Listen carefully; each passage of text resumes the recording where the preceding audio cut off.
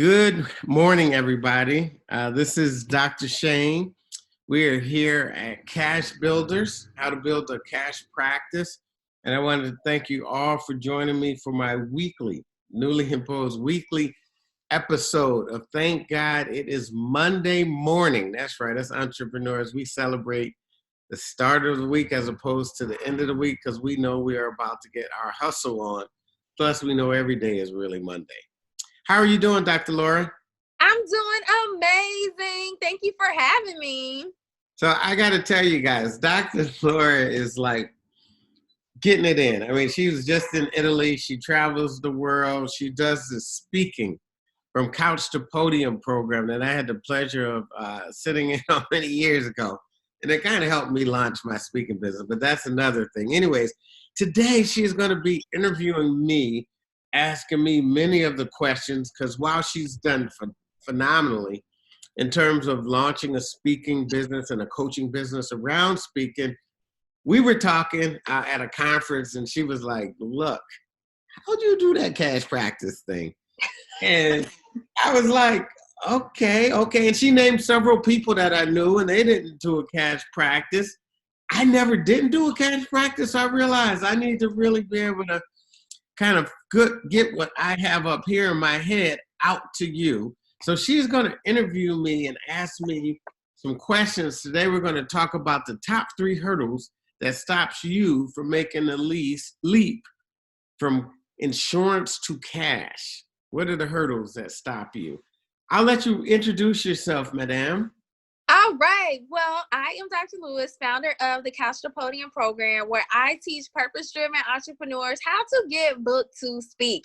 So I'm so excited to talk to you, Dr. Shane, because you have built an amazing cash practice. I remember when we first connected years ago.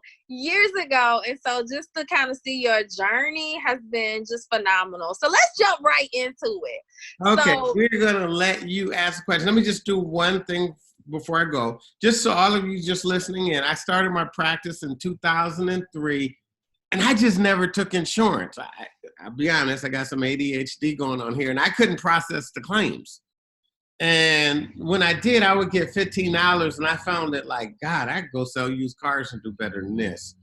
And I love what I do, and I wanted to continue to do it, so I just accepted I wasn't taking insurance, and I was going to have to figure out how to market a cash practice. And that's where this whole journey started. And what Dr. Laura is going to help us realize what were the steps along that journey that will help you establish your own cash practice. So I will let you start with your 3 questions, madam. Okay, so let's kind of first start with mindset, because I think that there is a mindset shift in starting a cash-based practice. I know for me, there is some fear of like, okay, are people going to be able to afford it? The people who have insurance, are they going to be feeling like, well, I just want to use my insurance. You don't take my insurance, so I'm just going to go to someone that takes my insurance. And so can you talk a little bit about your mindset, that the mindset that you maintain in selling therapy and talking to people about investing in themselves? Like, what are some of the mindset shifts that you have as far as that? So several important things come to mind, because that is a crucial question. So first thing is you have to have a niche. Working with you has to be more appealing than working with someone who sees everybody. So you have to have a niche, because people like working with experts. So I want to say 100%, but I'll be kind and say 99% of the people that come to see me have insurance. That is, if they could afford to pay me cash, they're doing well and they have health care. So that seems like a hurdle, but it isn't really a hurdle. So people that come to see me have insurance. Your clients who have insurance pay for things. Mm-hmm. They pay for things.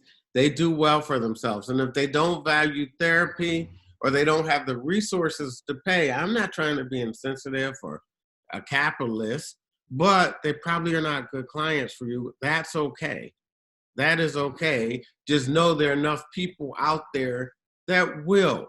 And if you establish yourself in a niche as an expert, and you have a niche that keeps people up at night, there are riches in niches. People will pay to see you, and they will do it gladly. I know because my schedule is booked solid. And I Booked and busy. booked and busy. There you go. There you go. I love it. I love it. I love it. So I guess the main thing that you're saying is really having an abundant mindset that there's more than enough to go around. And I love what you talked about. I think we talked about this at another time, that sometimes you need to just lovingly release people that are not for you and help them get with someone else that will be a better fit. And I think that's a major mindset shift. Instead of like having a scarcity mindset of, oh, I need to see all of the people, but instead saying, okay, maybe this isn't a good fit, and that's okay too. Definitely a surplus mind shift. If you want to break it down to it, there's shortage and there's surplus. And you know what's weird? It's like if someone calls me and they want to use someone with insurance, I'm like, look, this is a marathon. This isn't a quick fix. I've spent 15 minutes on the phone with people saying, let's just get on. Let's find you a provider that will work for you. And, I'll tell them what questions to ask. Like my niche is marital. So I'll say, just make sure you get someone that's seen some marital people, because you only get one bite at the apple. And if it doesn't go good, people don't say, I didn't work with an expert. They say therapy doesn't work and things get worse. So I am not for everybody, and I'm good with that. And you really have to be, because you don't want the pressure of, I got to fix all your problems in a session because you're paying me cash. And I tell people, hey, my average client is 8 visits, but to be honest with you, 60% of the people that come to see me come for 16 or more visits, but they come because it gets better. Let's talk about that. So someone comes to see you and they pay the initial fee. Like, what's the fee for the session, for a couples therapy session? $185 for the first session and $180 after that. And some people will sign up for marathon sessions, which are $350. Okay, so let's talk a little bit about, they pay the $185, and then what are you doing that helps them to invest in that in the long term? Because like you said, it's not just about that one quick, you come in today and then everything is fixed. I know one of the things that we had talked about at one point, Dr. Shane, is doing bi-weekly sessions, like every other week. But what are some of the strategies that you would recommend for the therapist that is not just looking for a one-time session, but is looking to work with people over a long-term period? What are some strategies that they can put into place? Yeah, first, you really have to be extremely transparent and extremely open, and you have to operate from their best interests. Like some people, I will say, look, you know what? You want to come here weekly. This is a marathon. My goal is to get you to bi-weekly. Bi-weekly is much more manageable than weekly. Some people are super wealthy, and I got people that will do a marathon every week. I get them all the time. Don't get me wrong. But for the average person, every other week, but you have to realize their pain point. Like in my niche, one of the things I do, because I'll have people and say, that's a lot of money. And I'll say, you know what? It is. But let's look at the alternative, because there's a price for action and a price for inaction. You go to see an attorney, I guarantee you will pay him $5,000 and your spouse will pay him $5,000 walking in the door. And that is for a 3-week, fee, a retainer. I don't sell that as hard, but for some people, I'm just trying to give you an extreme of what an answer might be. I really don't have to work that hard with people. In the first session, I use scripts. I have a script to define what my surface is. I have a script to define how it's based, what methodology I use. But in the first session, I walk them through what we call the story of you two, which goes from where they met till today.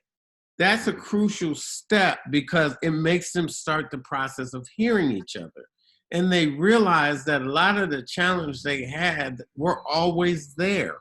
And they didn't resolve them. They've just built a house in some cases on quicksand, and we got to shore up the foundation. So as they're forced to hear each other and realize they saw it so differently, their buy-in to how this can help them goes way, way up. I love it. I love it. I think that that's good, because for people to get a real transformation, that takes time. We're not microwaves. We're not magicians. Like, this this thing requires work. It's kind of like a soup that when you're making a soup or collard greens, like you need to give it time for the transformation to happen. And so I like the way that you explain that. Now, Dr. Shane, next question. Let's talk about money, because we are running businesses and businesses require money for them to grow and to sustain themselves. I know at one point we have talked some about investing in marketing. Can you talk a little bit about what does a person that is starting a cash-based practice, what should they be prepared for as far as that initial investment, whether it's ads or Yelp ads, or like what should they be looking at? Because it's not like insurance is sending them people, right? Yeah, you know, it's interesting because and this kind of integrates with the first question about mindset shift. So if I'm charging 185 and you're charging 80, you're paying that insurance company $105 per hour to market for you. So recognize you're going to pay for marketing one way or the other. Plus, I'm getting my money at the end of the session. I'm not waiting 3-6 months. God knows how much that costs you. And the patience you have to wait for your money. Plus, some people pay 40% to get a person to go after and recoup their funds. So you're already paying for marketing. But let me give you at least 2 strategies that really will help you. Go to Psychology Today. For $29, you could take out an ad, $29 a month, that will really put butts in seats. People will come. That is just a great hit source. Go to Yelp or go to Google and just sign up. Just sign up. And you might pay as much as $99 a month, but think about it. If you get one client, the ads paid for themselves. You will get one client. So I'm going to also say, you know, I didn't start at the rate that I'm at, and there are people that make more. There are a lot of people that charge $250. In my community where I'm located at, you know, I've been raising my rate every 6 months because I'm full and people haven't balked at it. So in the last 2 years, I think I went from 150 to 180, 185. But think about where you're at, but don't start there. So let's say you're trying to fill up your practice. You realize that you're making $80 per visit, 84, 85. Just go and charge that rate. Just charge that rate. I guarantee you, you will get full. So 6 months, you're full, go up to 100. You're still full, go up to 115, 125. And build and build and build and give people a great service.